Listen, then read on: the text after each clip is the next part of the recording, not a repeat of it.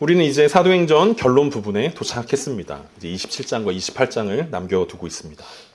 우리가 잘 알고 있는 것처럼 성경은 구약과 신약, 약속의 책이라고 이야기하고 있습니다.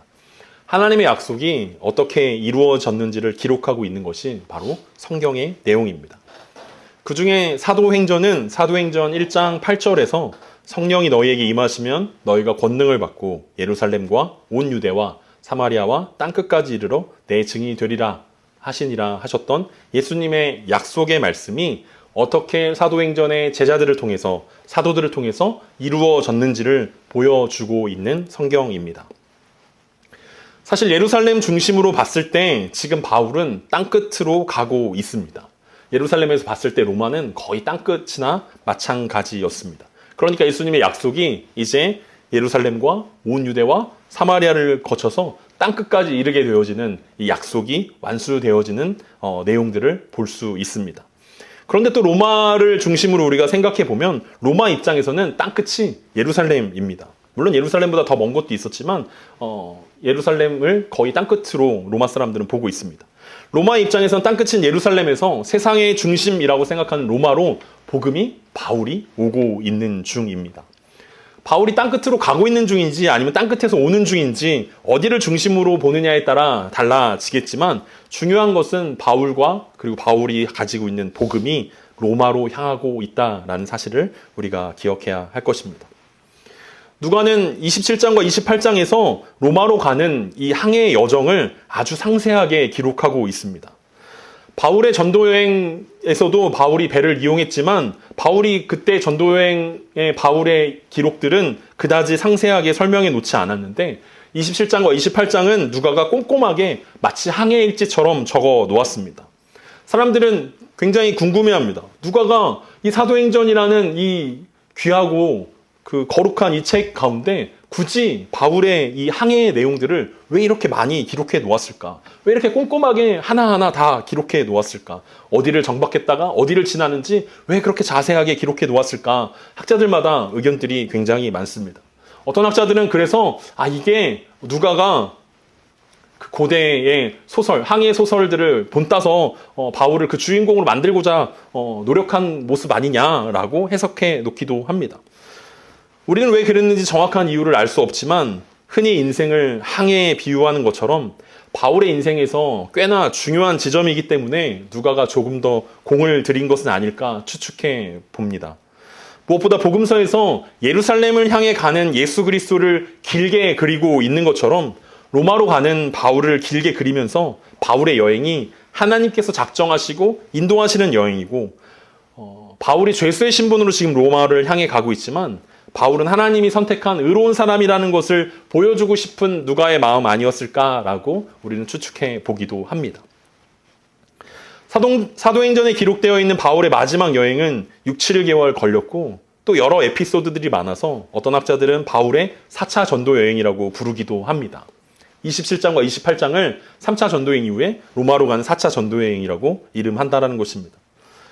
재미있는 것은 바울이 로마를 향해 출발한 때가 10월 초이고 27장 9절에 언급한 회개하는 날이라고 이야기되어지는데 우리가 다음에 보게 될 27장 9절입니다. 여러 날이 걸려 금식하는 절기가 이미 지났으므로 항해하기가 위태한지라.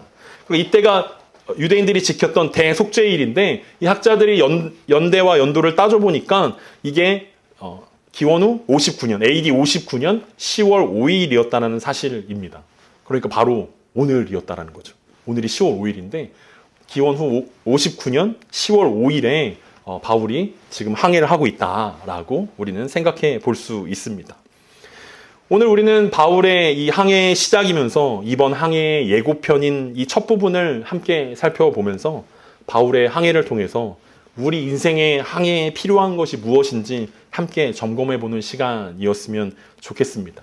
물론 누가가 바울의 항해 일지를 하나하나 적어가면서 바울이 어떻게 그 어려움들을 극복했는지 그리고 어떤 순간들을 맞이했는지 기록해 놓은 것은 아마 오늘 우리의 인생의 항해에서 도움이 되리라고 생각했기 때문이라고 우리는 믿습니다. 그렇기 때문에 오늘 본문을 함께 묵상하면서 이 본문 가운데 하나님께서 우리의 인생의 항해를 어떻게 인도하고 계신지 또 인생의 항해를 우리가 이 여정을 통과하면서 무엇을 중요하게 생각해야 되는지 함께 점검해 보겠습니다. 오늘 본문 1절에서 3절입니다. 우리가 배를 타고 이달리아에 가기로 작정되매 바울과 다른 죄수 몇 사람을 아구스도대의 백부장 율리오란 사람에게 맡기니 아시아 해변 각처로 가려 하는 아드라무떼노 배에 우리가 함께 올라 항해할세. 마게도냐의 데살로니가 사람 아리스다고도 함께하니라.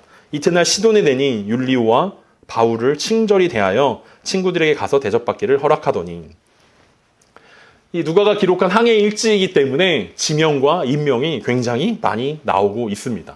그래서 우리말이 아니기 때문에 읽는데 조금 어렵긴 하지만 오늘 언급되어져 있는 지명과 인명들을 함께 살펴보면서 오늘 본문에서 말하는 것들을 찾아보겠습니다. 앞서 언급한 것처럼 유대인 역사가 요세푸스의 기록에 의하면 베스도 총독이 부임한 해가 AD 59년입니다. 그리고 59년 가을 드디어 베스도는 백부장 율리오에게 바울과 죄수들의 로마 호송을 맡기게 되었습니다. 사실 10월부터는 항해하기가 까다로운 계절이 되었기 때문에 왜 굳이 베스도가 그때 이탈리아 행을 작정했는지 우리는 알 수 없습니다. 빨리 가면 갈 수 있을 거라고 생각했기 때문에 아마 서둘러서 결정했던 것 같습니다. 누가의 기록에 의하면 이 모든 것은 베스도 총독의 작정이었다라고 이야기합니다. 우리가 배를 타고 이달리아에 가기로 작정되매. 그러니까 총독 모든 누가 호송을 하는지 그리고 언제 갈지는 총독의 권한이기 때문에 베스도 총독의 작정에 따라 바울과 일행들은 움직이기 시작했습니다. 하지만 우리가 이 작정되었다라는 단어를 우리가 함께 보면서 우리가 확신하는 것은 이것이 단순히 베스도의 작정이 아니라 하나님의 작정하심이었다라는 것을 우리는 기억할 수 있습니다. 사람이 그 길을 계획하는 것처럼 보이지만 그 일을 작정하기는 여호와께 있다라는 잠언 16장 9절의 말씀들을 우리는 잘 기억합니다. 우리가 마음으로 우리의 길을 계획하지만 그 걸음을 인도하시는 분은 바로 하나님이라는 사실입니다. 베스도가 지혜를 가지고 이때가 가장 좋은 때라고 생각해서 결정했지만 그 결정 뒤에는 하나님께서 함께하고 있다는 사실을 우리는 기억해야 합니다. 더 놀라운 것은 이 베스도 총독이 이 모든 것들을 다 작정하고 이 모든 것들을 다스릴 수 있는 권한이 있다라고 생각했지만 베스도 총독은 불과 2년 후에 죽음을 맞이하게 됩니다. 그러니까 자신의 인생이 자신에게 달려 있다라고 생각했고 이 유대 지역을 다스리는 모든 권한이 자기에게 있다라고, 자기가 작정하면 나는 새도 떨어뜨릴 수 있다라고 그는 생각했지만 사실은 그의 목숨이 얼마 남지 않았다는 사실을 그는 알지 못했던 것입니다. 바울과 다른 죄수 몇 사람이 로마로 호송하게 되었습니다. 바울은 아직 죄가 확정되지 않은 미결수 신분이지만 다른 죄수들은 이미 죄가 확정되어서 로마에 도착하면 콜로세움에 팔려나가 검투사들이나 사자의 밥이 될 운명이었습니다. 이것도 십자가에 달린 예수 그리스도를 연상시킵니다. 누가가 기록했던 것처럼 예수님이 십자가에 달리실 때 좌우의 강도들이 십자가에 함께 달렸던 것처럼 바울과 함께 로마로 호송되어지는 죄수들 가운데는 이미 사형을 언도받은, 그래서 검투사에게 팔려갈 수밖에 없는 그런 운명인 죄수들도 함께하고 있었습니다. 바울 당시에 배는 동력이 있는 배가 아니었고 그렇다고 큰 바다에 노를 저은 작은 배를 타고 갈 수 있는 것도 아니기 때문에 바울 일행은 배를 중간에 갈아타야만 했습니다. 그러니까 우리가 생각할 때 바다에서 바울이 타고 갔던 배는 범선이라고 불리는 배입니다. 그러니까 바람을 이용해서 움직이는 배이기 때문에 내가 원하는 목적지까지 바로 갈 수가 있는 게 아니라 여러 루트를 계획해서 비슷하게 도착하게 만드는 것이 그때 당시의 항해 기술이었습니다. 그래서 오늘 본문에 뭐라고 기록되어 있냐면 아드라무떼노에서 출발한 배를 타고 무라시까지 가기로 했다라고 이야기하고 있습니다. 그러니까 아드라무떼노는 이 터키 지역에 있는 항구 도시인데 거기서 출발한 배를 타고 이 유대 지역까지 왔다가 다시 돌아가는 배를 타고 무라시까지 가기로 결정한 것입니다. 다행히 백부장은 바울을 수행할 두 사람이 함께 가는 것을 허락해 주었습니다. 한 명은 우리가 올라라는 표현에 들어있는 우리에 해당하는, 사도행전에서 우리라는 단어가 나올 때마다 등장하는 바로 사도행전을 기록하고 있는 누가입니다. 또 다른 한 명은 마게도냐의 데살로니가 사람 아리스다고였습니다. 아리스다고는 데살로니가 교회의 구제 헌금을 가지고 바울과 함께 3차 전도여행을 마치고 예루살렘의 대표로 참석했던 인물이었는데 다른 대표들은 다 돌아갔는지 아리스다고만 남아서 끝까지 바울과 함께 했던 사람으로 기록되어 있습니다. 나중에 로마에 가고 바울의 로마에서 기록했던 옥중서신에도 이 아리스다고는 문안을 전하는 마지막까지 바울 옆에 있는 인물로 기록되어 있습니다. 바울이 아무리 위대한 인물이라 하더라도 혼자서 항해할 수는 없었습니다. 이제 바울은 노쇠했고 도와줄 수 있는 사람들이 필요했습니다. 그래서 하나님은 이 누가와 아리스다고 두 사람을 바울과 함께하게 해 주었습니다. 긴 여행이 될 것이라는 것을 우리도 바울도 몰랐지만 하나님은 아셨기 때문에 하나님께서는 백부장 율리오의 호의로 인해서 이 두 사람을 함께 갈 수 있도록 허락받게 하신 것입니다. 이 백부장이 모든 호송에 책임이 있었기 때문에 백부장의 허락 없이는 이 바울과 함께 이 두 사람이 탈 수 없었지만 이 백부장은 바울에게 호의를 가지고 있었던 것으로 보이기 때문에 그래서 이 두 사람을 함께 탈 수 있도록 만들어 주셨습니다. 특별히 시돈 항구에 도착했을 때 이 시돈 항구에서 가이사랴에서 출발한 배에서 내려야 할 것을 시돈에서 내리고 시돈에서 다시 실어야 할 것들을 싣는 그 순간 가운데 그 시간들이 많이 걸리니까 이 백부장 율리오는 친구들에게 가서 대접받는 것까지 허락해 줍니다. 어쩌면 바울이 아그리빠 왕 앞에서 복음을 전했을 때 율리오도 백부장으로 저 끝자리 어딘가에 서 있었을 수도 있겠다 싶습니다. 그래서 바울의 복음의 감명을 받았던지 아니면 바울의 인품에 매료되었든지 어쨌든 바울을 향해 호의를 가지고 있는 백부장의 모습입니다. 율리오는 누가와 아리스다고의 동행을 허락해 주었고 시돈에서는 친구들에게 대접받을 수 있는 시간도 허락해 주었습니다. 사실 친구라고 이야기하는 시돈에 있는 사람들은 시돈에서 살고 있는 그리스도인들, 성도들이라고 이야기할 수 있습니다.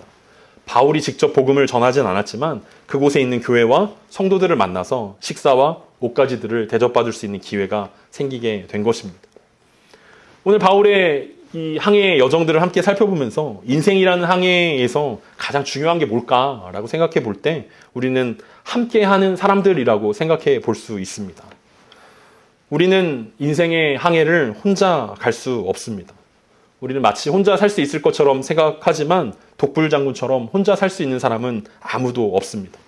우리는 누군가의 도움이 필요하고 또 누군가를 도와줄 책임이 우리 가운데 있다는 사실입니다. 심지어 시돈의 그리스도인들은 바울을 오늘 처음 만났을 텐데 그럼에도 불구하고 그들은 따뜻한 환영과 따뜻한 음식, 위로와 격려로 바울이 이 항해 기간 만나는 여러 어려움들 가운데서도 흔들리지 않을 수 있는 위로를 그들이 전달해 주었습니다. 인생의 항해에 있어서 무엇보다 중요한 것이 있다면 누구와 함께 하고 있냐일 것입니다. 그것은 비단 이 바울 옆에 호의적으로 도와주고 있는 누가와 아리스다고 그리고 시돈의 성도들뿐만 아니라 바울과 함께 한 배를 타고 있는 백부장 율리오와 다른 죄수들과 다른 군사들 그리고 뱃사람들까지도 마찬가지일 것입니다.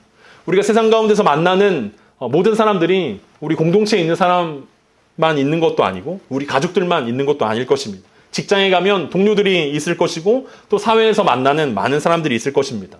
우리는 흔히 그 사람들을 스쳐 지나가는 인연이라고 생각하고 크게 신경 쓰지 않지만 사실은 바울과 함께 배에 타고 있는 모든 사람들은 바울의 운명 공동체인 사람들이었습니다. 그러니까 바울과 생사고락을 함께 해야 하는 사람들이었고 바울 때문에 구원을 얻어야 되는 사람이었다는 것들을 생각해 본다면 우리 인생의 여정 가운데서도 인생의 항해 가운데서도 우리가 중요하게 생각해야 되는 사람들이 누구인지 우리가 생각해 봐야 한다는 것입니다. 가족들 물론 중요합니다. 공동체의 식구들 물론 중요합니다. 하지만 우리가 더욱 신경 써야 되는 대상은 비단 가족들과 공동체에 있는 사람들뿐만 아니라 우리와 함께 세상을 살아가고 있는 이웃들이라고 생각할 수 있을 것입니다. 나와 친한 사람, 그리고 나에게 관심을 가지고 나에게 호의를 베푸는 사람들만 이웃이 아니라 나중에 가면 바울을 죽이려고 하는 이 군인들이 등장하는데 그들도 바울에게는 이웃이었고 우리들에게도 마찬가지일 것입니다. 우리를 괴롭히는 직장 상사가 우리의 이웃일 수 있고 우리의 말을 듣지 않는 직장 후배가 우리의 이웃일 수 있을 것입니다. 그 이웃들과 함께 인생의 항해를 함께 걸어가는 것이 우리 인생의 항해에서 가장 중요한 이유일 것입니다. 인생이라는 항해에서 두 번째 중요한 것이 있습니다. 그것이 4절에서 6절에 기록되어져 있습니다. 또 거기서 우리가 떠나가다가 맞바람을 피하여 구브로 해안을 의지하고 항해하여 길리기아와 밤빌리아 바다를 건너 루기아의 무라시에 이르러 거기서 백부장이 이달리아로 가려 하는 알렉산드리아 배를 만나 우리를 오르게 하니. 시돈에서 짐을 내리고 다시 짐을 싣는 시간이 끝나자 바울 일행은 다시 출발하였습니다. 그 잠깐의 시간 동안 바울은 시돈에 있는 성도들을 만나고 위로를 받았고 그 군인들과 이 뱃사공들은 다시 출항할 준비들을 마쳤을 것입니다. 그 앞에서 언급했던 것처럼 바울이 탄 배는 바람과 조류에 의지해서 움직이는 범선이었기 때문에 원하는 바람을 만나는 것이 중요했습니다. 그래서 선장은 맞바람을 피해 구브로 해안을 의지하여 무라시에 이르렀다라고 누가가 기록해 놓고 있습니다. 단순히 길리기아와 밤빌리아 바다를 건넜다라고 표현되어 있지만 해안을 의지해서 항해하는 것은 생각보다 아주 더딘 여정이었습니다. 바람만 잘 만났으면 금방 지나갈 수 있는 여정이었지만 이때 당시에는 맞바람을 맞아서 진행해야 하는 것이기 때문에 대략 열흘 동안 움직였고 바울은 왼쪽으로는 구브로 섬을 바라보고 오른쪽으로는 바울의 고향이었던 길리기아 그리고 버가성이 있는 밤빌리아를 보면서 열흘 동안 진행되어지는 상황이었습니다. 바울이 구브로 섬을 보면서 무엇을 기억했을까요? 우리가 잘 알고 있는 것처럼 바나바와 함께 첫 번째 전도 여행을 떠난 곳이 바로 구브로 섬이었습니다. 그러니까 구브로 섬을 이렇게 바라보면서 열흘 동안 이제 왼쪽으로는 구브로 섬이 옆에 지나가게 되는데 천천히 구브로 섬을 하나하나 지나가면서 바울은 첫 번째 전도 여행의 그 여정들을 생각해 냈을 것입니다. 바나바에 의해서 선교사가 될 수 있었고 그리고 안디옥 교회에 파송을 받아 첫 번째 전도 여행했던 그 구브로 섬을 보면서 그가 만났던 많은 사람들이 기억되었을 것입니다. 그리고 그가 복음을 전했던 그 장면들도 기억했을 것입니다. 그런가 하면 오른쪽으로는 자신의 고향이었던 길리기아가 보였을 것입니다. 그 길리기아 다소성 출신인 바울, 그가 어렸을 때부터 율법에 완벽했지만 그리스도를 알지 못한 채 하나님을 대적했던 그의 어린 시절과 그럼에도 불구하고 하나님의 부르심을 받았던 그 시절들을 생각하면서 길리기아를 지나가게 되었습니다. 길리기아와 마주하고 있는 곳이 밤빌리아라는 곳이었는데 이 밤빌리아 버가에서 어떤 일이 있었냐면 1차 전도여행 중에 마가가 이 버가에서 바울과 바나바를 버리고 도망치게 되는 곳이 바로 밤빌리아에서 일어났던 일들입니다. 1차 전도여행을 마치고 다시 안디옥으로 돌아갈 때 배를 탔던 곳도 밤빌리아였습니다. 그러니까 바울은 이 왼쪽의 구브로 섬과 오른쪽의 길리기아와 이 버가를 지나면서 그의 지난 모든 사역들을 기억해낼 수 있는 시간들이었다라는 거죠. 그가 어떻게 그리스도인이 될 수 있었는지, 그리고 그가 어떻게 어린 시절을 보내고, 어떻게 성인이 되고, 어떻게 하나님이 부르셔서, 어떻게 그가 선교사가 되고, 어떻게 1차, 2차, 3차 전도여행을 마무리할 수 있었는지를 고민하고 생각해보고 돌아보는 시간을 가질 수 있었다는 것입니다. 느리게 갔지만 그 느리게 가는 시간들을 통해서 바울은 하나님의 은혜를 경험하고 하나님께 진심으로 감사할 수 있는 시간들을 보내고 있었던 것입니다. 그가 수많은 위협과 수많은 어려움 가운데서도 하나님이 그를 어떻게 지키셨는지, 그가 하나님과 어떻게 동행했고 하나님께서 어떻게 그의 걸음을 인도하셨는지를 생각하면서 그는 감사와 찬양의 시간들을 가졌을 것입니다. 추석 연휴를 보내고 있는 우리들 가운데도 마치 우리가 바울처럼 구브로 섬을 향해 지나가고 있는 바울과 같은 시간들이 우리의 시간이길 소망합니다. 우리도 왼쪽엔 구브로와 오른쪽엔 길리기아와 밤빌리아를 지나면서 바울이 고백했던 것처럼 이 긴 추석 연휴를 보내면서 우리의 삶을 잠시 정리하는 시간이길 기대합니다. 우리와 함께했던 사람들을 기억하고 무엇보다 하나님께서 우리를 어떻게 도우시고 인도하셨는지를 바라보는 시간이 바로 추석 연휴에 잠시 멈추는 시간일 것입니다. 사람들은 왜 이렇게 더디 가냐라고 고민하고 원망했을 수도 있지만 바울에게는 이 시간들이 굉장히 뜻깊은 그리고 은혜로운 시간이었을 것입니다. 무엇보다 피상적인 감사가 아니라 마음 깊은 곳에서 나오는 이것이 하나님의 인도하심이구나. 우리 삶을 이끄시는 분이 진짜 하나님이시구나 라를 고백하며 감사와 찬양의 시간을 갖는 것이 우리에게 주신 추석이라는 항해의 시간이라고 생각해 볼 수 있을 것입니다. 무라시에 이르러서 백부장은 로마로 가는 곡물 수송선을 만났습니다. 그게 알렉산드리아 배였습니다. 바울과 죄수를 그 배에 타게 하였습니다. 당시 로마의 곡물 창고라 불리었던 이집트는 로마의 전체 곡물의 3분의 1을 감당했고, 그래서 로마 제국이 굉장히 신경 쓰는 항해가 이집트 알렉산드리아에서 로마에 이르는 항해 노선이었습니다. 바로 가면 빨리 갈 수 있을 것 같지만 그 중간에 풍랑이 굉장히 많이 부는 곳이 많았기 때문에 이 무라를 통해서 돌아가는 루트로 알렉산드리아 배가 운행했다라고 기록되어 있습니다. 1년에 10월부터 그 다음 해까지 4개월 이상 겨울 시즌에는 항해가 불가능했기 때문에 대략 2번 정도 왕복할 수 있었던 시간이다라고 이야기합니다. 그러니까 이집트 알렉산드리아를 출발해서 로마로 향하는 이 배는 당시 4,000톤에 가까운 곡물을 실을 수 있는 큰 배였고 사람도 300명 정도 탈 수 있는 아주 큰 배였습니다. 이 배를 이제 바울과 일행들이 타고 다시 떠나기 시작했습니다. 이 두 번째 이 부분에서 우리가 인생의 항로에서 두 번째로 중요한 것은 바로 바울이 경험했던 구브로와 길리기아를 바라보며 하나님께 감사와 찬양을 할 수 있는 하나님의 인도하심을 바라보는 바로 그 시간이었을 것입니다.